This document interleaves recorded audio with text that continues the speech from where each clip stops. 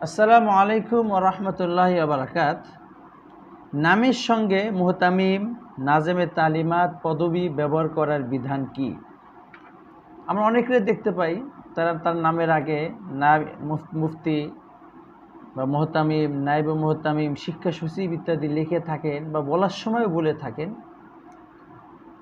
এটা কি বৈধ না অবৈধ?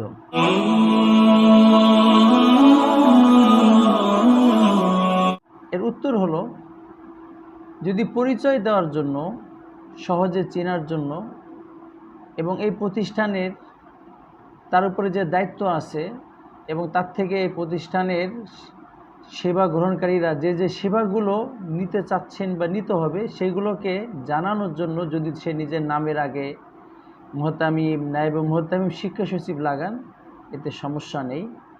তবে যদি এটা তার অহংকারের জন্য বলেন এবং বলতে গেলে তার মনের ভিতরে একটা অহংকার ভাব আসে, তখন এটা বলা জায়েজ হবে না। তবে শুধুমাত্র পরিচয়ের ক্ষেত্রে এবং পরবর্তীতে সেবা নিতে যেন সহজ হয়, এই নিয়েতে অহংকার মুক্ত হয়ে এবং দিলের ভিতরে কোনো গরম ভাব আসা ছাড়া বলা বৈধতা আছে।